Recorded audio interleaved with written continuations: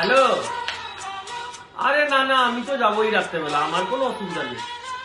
না না, আমার বউ ওসব জিনিসে আমাকে বাধা দেয় না রে। ও খুব ভালো মেয়ে, আমি কপাল করে ওর মতন একটা বউ পেয়েছি। আমাকে কোনো জিনিসে বারণ করে না। না না, ও না কোথাও বাজে কোনো খরচা করে, না এদিকে ওদিকে পার্লারে গিয়ে টাকা পয়সা নষ্ট করে। ও অনেক টাকা জমায় আমার জন্য। ও আছে বলেই তো আমি আছি। হ্যাঁ সেটাই। আমার আরে না না, সে তো রাত 9টা বাজুক 10টা বাজুক, আমি তো বন্ধুদের সাথে আড্ডা মারতে যাই। হ্যাঁ।